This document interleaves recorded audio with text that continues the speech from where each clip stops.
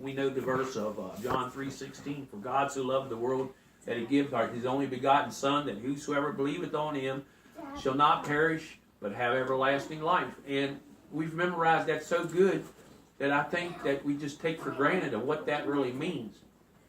And that love that we can never understand, that when we get to that point that we can understand, that's what changes our life. That's what takes somebody that's a drunkard and straightens them out.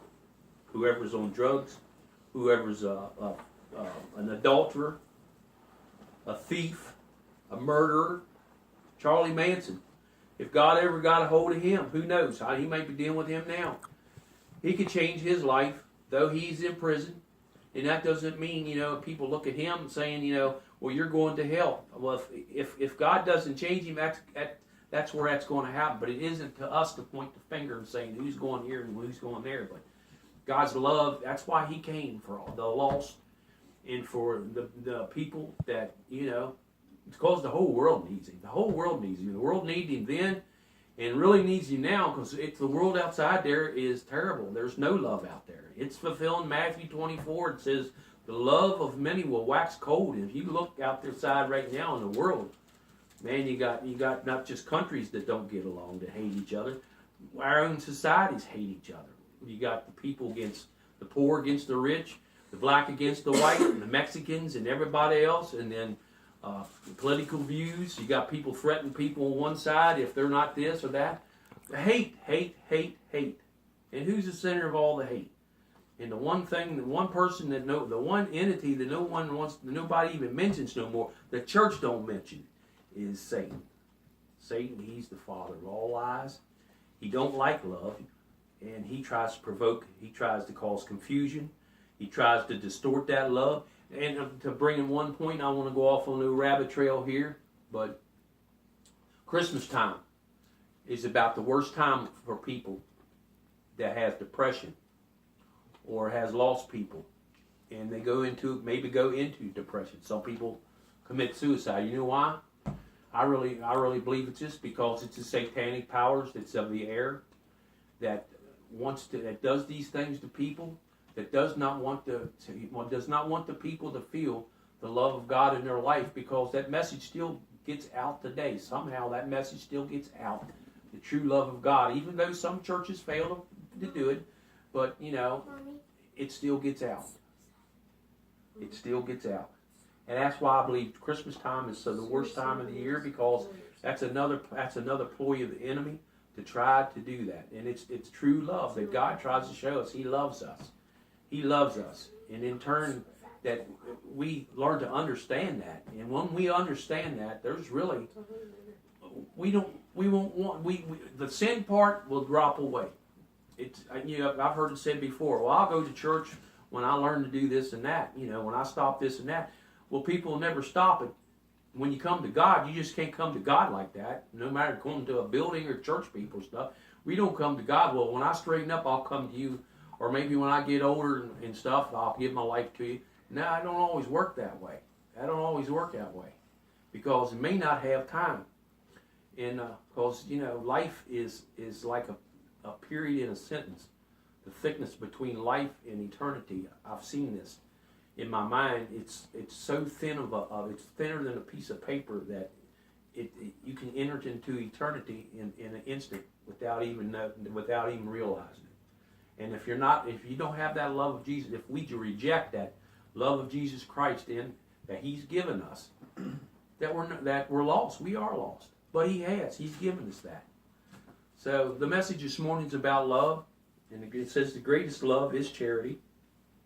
Not through all the things we do and all like that. And I want to make a confession here this morning. I told Lydia earlier there. I said I told Bonnie first. Well, I'll start with this. This morning I got up. We got up here and stuff, and she had to go into town and get some things. And I do love my wife. I love my wife very deeply.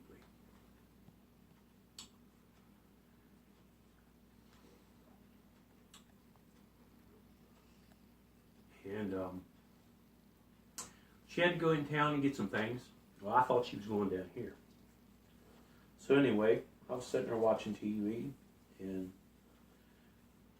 it wasn't about 5-10 minutes after she left, I heard the ambulance rolling down through here real bad. I thought there was a real bad car wreck. So I went through this before, and I thought it and then put it away. Never thought about it. But anyway, it went in. I didn't know she went into town. So anyway, it got beyond a half hour. So I thought I'd call her. So when I called her, phone's sitting there. So her phone's sitting there, so I didn't have no way of finding out. And I'm just sitting there. I'm like, nah, she'll be back. She'll be all right. And then all of a sudden, a fear come over me. You know, what would something would? Now, I mean, of course, she said that's just the old devil word. But no, I think it's no. I don't think it was the devil. It's devil. good to keep that in your mind. That's I think that was a God opening in my life, not a bad thing. Because I'm a man for one. That's against me. Men don't show their emotions as well as women. Don't like to cry in front of people. I don't like to be, taken advantage of or show my feelings where people can see that. You want to be vulnerable. And be vulnerable, yes. She's the outward part of my insides. She wears hers outwardly more so. I wear mine inwardly. And so I can understand her and the way she feels about things. And the more I thought about that, and I thought, well, what if I do lose my wife?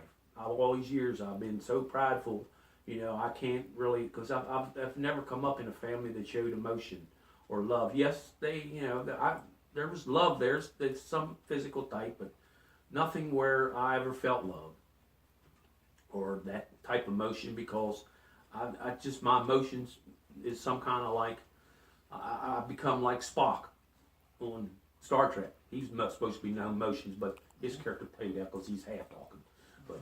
But I sat there in the morning, I thought about it, and I thought, what would I do without her? Because I don't know what I would do. This is a bad time of year to have that. So that worried me sick. It worried me sick. I couldn't call her. And I was going to call one of you all, and I thought, no, I ain't going, because I ain't going to stir up something, because it might not be nothing to it, but I just felt this come on me so bad. It was a sickness. I thought something was really wrong. So anyway, I thought, well, I'm going to get up here, and I'm going to take a chance, and hopefully I don't go down the road and see her car all busted up down here. So I went and got dressed, and she come in the driveway there just as I was getting ready to go out, and I said, thank you, Jesus. And she got in the door here, and I told her, I said, I was worried about you. In which I told her, I don't think I've ever said that before. And I said, I didn't know if something happened to you or not. And it just hit me, it broke. It was just like a well went off inside of me. It was like my heart busted. I just cried, and I wept, and I hugged her.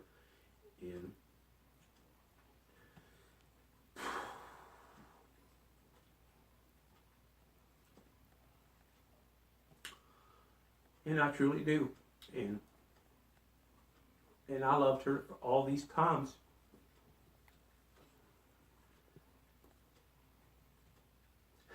Even back through the years. Stop it. Even when I did wrong. I was just too foolish, or didn't want to admit that. I mean, God kept our marriage together, but I did love her. I married her because I loved her. And I love her just as much today. You probably love her more. Even more so. I'm all right.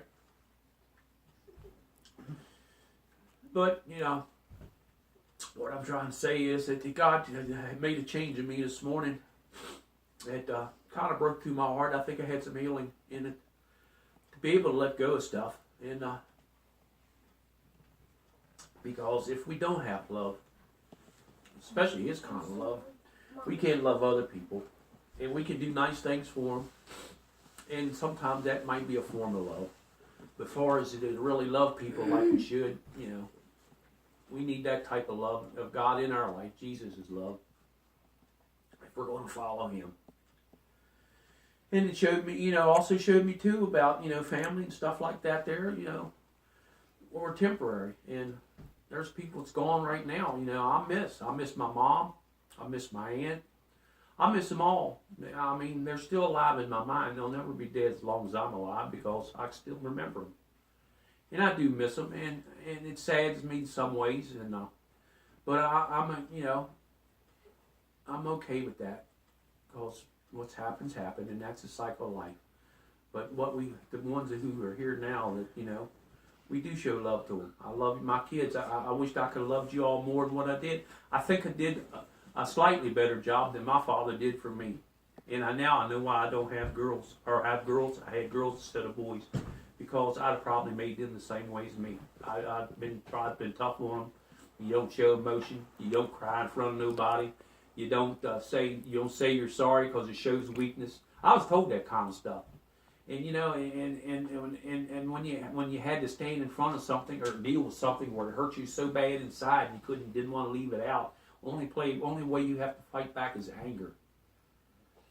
And I'm so tired. I felt that anger releasing me today. It must have been that what it's been holding back, because I always had this thing set back that I wanted to hurt somebody in my lifetime. If they ever brought it out, I could really hurt them bad, and I think that's gone. I really think that's gone because I don't need that in my life. And what it was, because it just, I'm just leaving myself open to feel, because I don't like to feel. And you know what I'm saying? I understand. But it's much rather to feel love and to give love than to have all that locked up inside me. So I'm like, this morning, it's like, I sat dumbfounded in that chair where you're sitting there for a couple hours after that happened, because it felt strange, but it was a good strange. It's like going through Scrooge, like the change in him. And I want to see more of that in my life, because I like this. I like this. It's not a feeling, but it's just something that just snapped at me. So I was going to look for something here this morning, but then I thought about this here, because there's plenty to bring out in this. So we'll read it here. It's Galatians, or 1 Corinthians chapter 13. It says, "Though I speak with tongues of men and of angels." Hang on. What? "Though I speak with tongues of men and angels." 1 Corinthians chapter 13.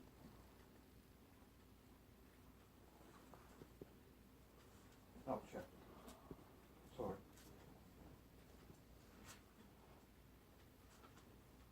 Comes the gale winds.